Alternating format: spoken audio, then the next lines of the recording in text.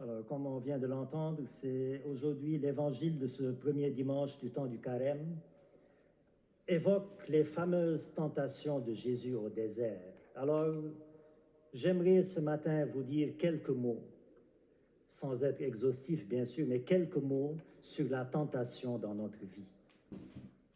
Alors, le temps du carême, c'est le temps du combat spirituel. Combat contre l'ennemi le plus redoutable, le plus rusé, le plus subtil et qui envahit tous les domaines de notre vie. C'est Satan, le tentateur, qui a jadis tenté Adam et Ève au jardin d'Éden, qui a tenté Jésus au désert de Judée et qui continue encore aujourd'hui de nous tenter dans les jardins et dans les déserts, c'est-à-dire dans nos joies et dans nos peines. Alors, dans tous les domaines de la vie, dans le sport, dans la politique, quand on veut vaincre un adversaire, il faut d'abord l'étudier dans les moindres détails pour préparer sa défaite. De même, quand on veut vaincre l'adversaire, quand on veut vaincre Satan le tentateur, il nous faut d'abord connaître son identité, son mode opératoire, sa stratégie pour préparer sa défaite. Alors, voyons qui est Satan, comment il agit, quand est-ce qu'il agit et comment lutter contre la tentation. Alors d'abord, son identité. Qui est Satan? Ce n'est pas le personnage fictif des représentations où on le voit affreux avec des cornes sur un fond rouge ou noir. Non, Satan, c'est une créature spirituelle, donc invisible. C'est un ange de lumière, c'est-à-dire doté d'une intelligence et d'une puissance inégalées parmi les créatures. Alors, conscient de sa nature lumineuse, il tombe dans l'orgueil et se révolte contre Dieu. Il est alors chassé du paradis et précipité sur terre où il tente d'enrôler les hommes, d'entraîner les hommes dans sa révolte contre Dieu. Et en tombant sur terre, il a conservé son intelligence et sa puissance. Il demeure donc très rusé, très puissant, très subtil, très malin pour aveugler les hommes, pour diviser les hommes, pour semer le doute, le mensonge et l'illusion dans le monde qui est devenu son nouveau terrain de jeu après son expulsion du paradis. Voilà qui est Satan. C'est donc l'esprit du mal agissant dans le monde.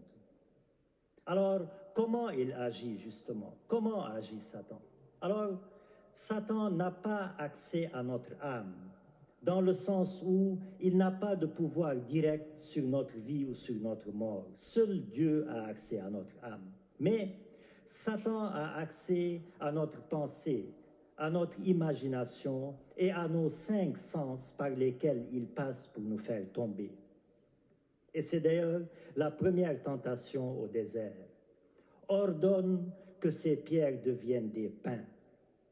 Il touche au plaisir sensuel, au plaisir de combler la faim. Non pas que ces plaisirs soient mauvais en soi, mais c'est parce que Satan me les présente comme une fin en soi, comme le but ultime de mon existence, comme pour me dire « ton bonheur dépend de toi, non pas de Dieu. Ton bonheur est sur terre, il n'est pas ailleurs. Alors, réponds aux pulsions de ton corps, réponds aux désirs de tes sens et tu trouveras le bonheur. » C'est un peu la mentalité de notre époque. Satan m'enferme dans l'égoïsme des plaisirs sensuels immédiats et m'aveugle par la même occasion sur Dieu et sur le bonheur éternel. Voilà comment il agit. Alors, à quel moment il agit? Quand est-ce qu'il agit? Quel est son moment favori pour me tenter? Dans l'Évangile, Jésus a jeûné 40 jours, 40 nuits, et c'est quand il a eu faim que Satan s'est approché, pas avant. Quand il eut faim, Satan s'approcha de lui pour le tenter. C'est dire donc que c'est quand je suis en situation de faiblesse, en situation de vulnérabilité, quand je suis dans une impasse, quand je suis dans une épreuve, c'est alors que Satan s'approche. C'est alors qu'il se pointe pour m'enfoncer davantage en me proposant comme solution un mal caché sous l'apparence d'un bien. Par exemple, je suis dans une situation difficile avec mon époux, avec mon épouse. Il se pointe, Satan, pour m'enfoncer davantage en me proposant l'alternative du divorce ou de l'adultère. Je vis une situation difficile avec mes parents. Ils se pointent pour me proposer l'alternative de la révolte et pour m'enfoncer davantage. Je suis dans une situation professionnelle difficile. Je risque de perdre mon emploi. Je suis soucieux de mon avenir. Ils se pointent pour me proposer l'alternative de la drogue, pour m'enfoncer davantage. Je vis une solitude difficile. Je vis une routine quotidienne. Ils se pointent pour me proposer l'alternative des impuretés, pour m'enfoncer davantage. Je suis au bord du découragement. Je ne vois plus le bout du tunnel. Ils se présentent pour m'enfoncer davantage en me proposant l'alternative du suicide, etc., etc. Voilà donc à quel moment il agit le plus. Quand je suis dans une situation de faiblesse, dans une situation de vulnérabilité, quand je suis au plus bas, c'est là qu'il se présente pour m'enfoncer davantage et m'achever.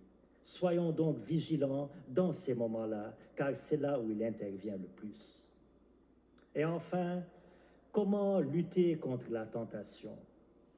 Eh bien, Jésus nous donne l'attitude à adopter dans l'évangile qu'on a lu aujourd'hui. Deux attitudes notamment.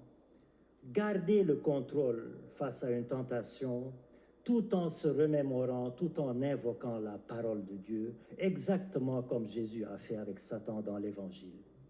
Alors d'abord, face à une tentation quelconque, garder le contrôle. Pourquoi? Eh bien, parce que l'interdit attire, la tentation attire.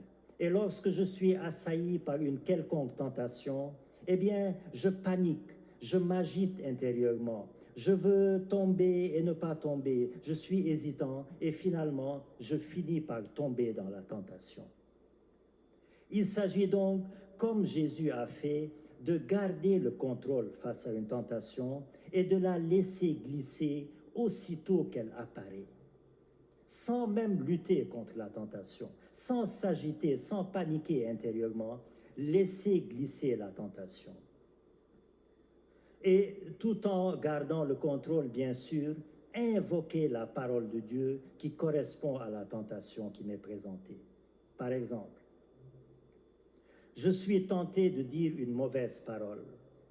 Je suis sous le feu de la colère, de l'impulsivité. Je garde le contrôle et je me rappelle cette parole du Seigneur, qu'aucune parole mauvaise ne sorte de votre bouche.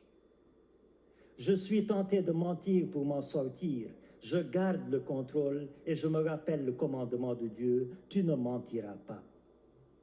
Je suis tenté de me décourager dans ma vie car rien ne va plus dans ma vie. Je garde le contrôle et je me rappelle cette parole du psaume.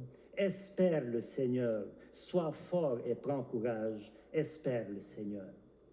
Je suis tenté de regarder des choses malsaines. Je garde le contrôle et je me rappelle cette parole du Seigneur. Si ton œil est pour toi une occasion de chute, arrache-le et jette-le loin de toi, etc., etc. Voilà donc deux attitudes que nous apprend Jésus aujourd'hui pour lutter contre la tentation, garder le contrôle et invoquer la parole de Dieu qui fait fuir Satan, comme on l'a vu dans l'Évangile. Alors, voilà, frères et sœurs, sachons donc identifier Satan. Sachons quel est son mode opératoire, quelle est sa stratégie pour pouvoir le débusquer de nos maisons, de nos familles et de nos esprits. C'est lui, Satan, qui m'ouvre les yeux quand je dois les fermer et qui me ferme les yeux quand je dois les ouvrir. C'est lui qui me déroute à tout instant dans ma vie.